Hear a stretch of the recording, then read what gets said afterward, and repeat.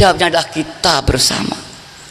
Kita terutama pengamal Wahidiyah yang kita jadi pengamal, dididik bayai hatinya. Ini baik, ini jelek. Maka bagaimana pengamal Wahidiyah ini? Kalau bekerja bagaimana? Kalau dari pejabat bagaimana? Inilah terutama kita pengamal Wahidiyah yang bertanggung jawab. Mengapa? Kita tahu bahwa keadaan sangat kacau balau dan jelek, dan kita bisa berbuat, tapi kita mendiamkan keadaan, kita yang akan disiksa. Idza dharal bidah, idza dharal bidah wa sakatal alim fa alaihi laknatullah.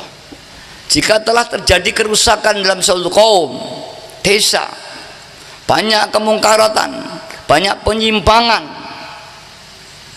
dan tokoh-tokoh masyarakat yang alim-alim, ulama-ulama yang mengerti, kita pengamal Wahidiyah yang tahu, tidak diam, kita yang dikecam oleh Allah Subhanahu wa Ta'ala. Karena kita tahu itu jelek, itu tidak baik, maka diam. Ini kita dosa. Lantas apakah kita harus demonstrasi Romayai?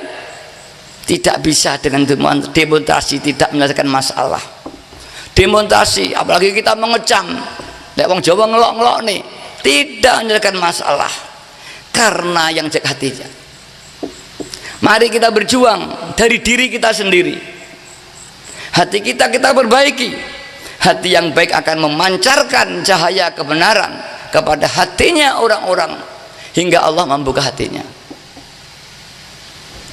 Kalau kita mau berjuang, kita tidak punya kemampuan, apalagi kita orang kecil, kita bukan pejabat besar, tidak mungkin. Sedangkan bapak kita di pemerintah aja memberantas korupsi setengah mati tidak bisa.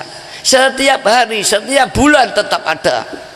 Bahkan yang bertiak korupsi, dia dalam keadaan korupsi. Ini para jatra, ini yang pemerintah, yang masyarakat.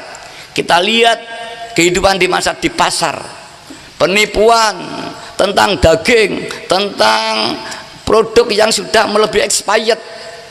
Kalau hari raya sudah mulai diperiksa, tapi sayangnya itu hanya akan hari raya, setiap harinya tidak diperiksa oleh pejabat kita. Kalau sudah diperiksa, tidak pernah ada pengadilan tentang expired, itu tidak pernah. Setiap tahun kita melihat peringatan. Ini kenyataannya. Para hadirin yang hormati, ini ada keadaan yang harus kita prihatinkan. Mari kita nangis kepada Allah. Kita doakan mudah-mudahan Allah nanti melahirkan seorang pemimpin atau menunjuk seorang pemimpin yang berkemampuan untuk membangun bangsa Indonesia ini menuju masyarakat yang adil, yang makmur, diridhoi Allah SWT. Kita diajak membayai melalui bidang batiniah. Karena kita bukan orang politik, kita bukan orang partai, kita bukan orang di pemerintahan. Kita diajak membayai, memperbaiki diri kita sendiri, mohon petunjuk kepada Allah hingga hati kita dijernihkan, kita bisa berbuat baik untuk anak-anak kita, keluarga kita, dan orang-orang yang mengelilingi kita, pembantu kita, pembantu rumah tangga kita, siapapun yang berhubungan dengan kita.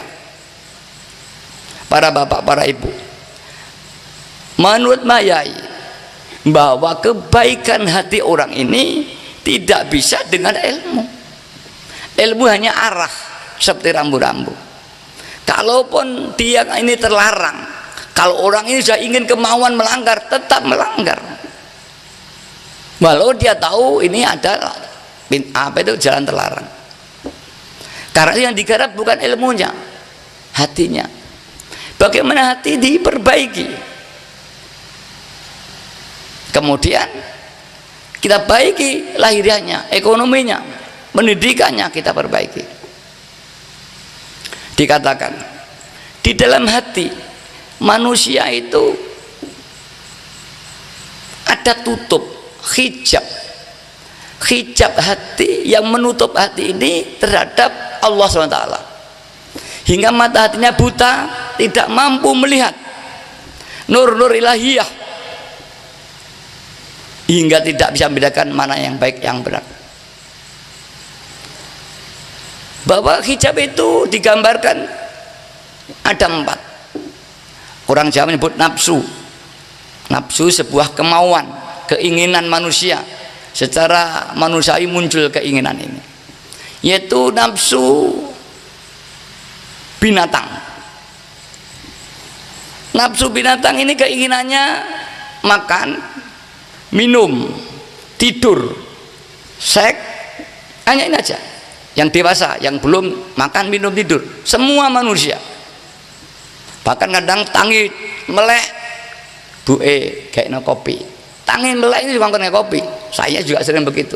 Bukan tangi jedus, alhamdulillah berdoa tidak. Terus salat subuh tidak. Tangi itu kok ndak kopi dhisik. Lek gak jadi kopi ngamuk. Ini nafsu bahimia muncul lagi.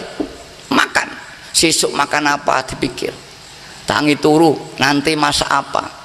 Nanti nyambut gawe yang di, golek duit yang tangi cemprot, ya itu yang kelihatan damatnya. Kuat sekali nafsu binatang, mencari makan terus, seks. Ini manusia, ini nama binatang. Yang kedua sabuiyah, binatang buas. Tadi binatang lunak, sapi, kambing, tapi masih tidak merugikan orang lain. Makan suket, rumput. Tapi kalau sudah binatang buas, dia inginnya makan, minum, ya. Bahkan makannya menerkam yang lain. Predator dia. Bahkan lebih daripada itu ada binatang yang kanibalisme, memakan keluarganya sendiri. Lele itu kanibal. Kalau lele sudah 1 bulan ke atas tidak disutir, yang kecil dimakan habis. Kanibal. Banyak binatang kanibal. Manusia kanibal. Bukan aja yang lain, teman namanya dimakan. Bukan makan maafnya aja dagingnya dimakan, enggak mau cari sendiri. Temannya kerja nungguin. Kalau sudah dapat ya diroyok. Ini namanya sabuyah. Apabila ini yang kuat, hidupnya gitu aja. Terus nanti aja merugikan orang lain. Walau dia punya ilmu, ilmunya itu justru untuk mengilmuni, untuk menerkam yang lain. Contohnya kalau kita dengar mafia di Amerika, itu orang pandai semua, sarjana semua, bahkan S2, S3, tapi dia masuk mafia. Kepandaiannya untuk mendukung gerakan mafia itu ilmu. Yang kedua, yang ketiga, nafsu syaitoniyah. Jadi binatang lunak, kambing, sapi. Terus yang kedua binatang buas, harimau, anjing, dan sebagainya. Yang ketiga nafsu syaitoniyah. Mengapa nafsu syaitoniyah? Yaitu kemauan hati yang inginnya berbuat yang dilarang Allah. Manusia ada dorongan itu, dorongan. Seperti saya, neng omahnya Pak tiga wedang, gak penak gak nang warung. Ini saya, ini jiwanya. Begitu syaitoniyah, dorongan untuk melakukan sesuatu yang dilarang Allah ada, merugikan orang lain dan sebagainya. Tidak mau ibadah, males. Ya, kalau ibadah abot, tapi kalau yang dilarang Allah enteng, itu ada dorongan itu. Setiap manusia, walaupun dia wali, walaupun dia kiai, sama. Kalau tidak ada itu tidak manusia, dan ini tidak bisa dihilangkan dari diri manusia. Manusia diberi nafsu setelah lahir di dunia. Kalau sebelum dilahirkan hanya akal, pikiran. Ketika zaman azali, manusia diberi iman tapi tidak diberi nafsu. Maka semua malaikat diberi akal tapi tidak diberi nafsu, maka malaikat hanya taat saja pada Allah. Manusia ini.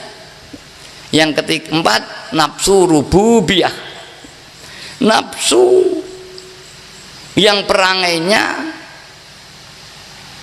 mengaku, merasa sebagaimana apa yang dimiliki Allah. Kalau tidak boleh dikatakan mengaku jadi Tuhan. Contohnya, Kalau Tuhan itu kuasa, dia juga merasa dirinya kuasa. Tuhan itu pandai, kita merasa pandai. Tuhan itu kaya, kita merasa kaya. Tuhan mampu bergerak, kita merasa bergerak. Tuhan zat yang hidup, kita mengaku hidup. Semua diaku.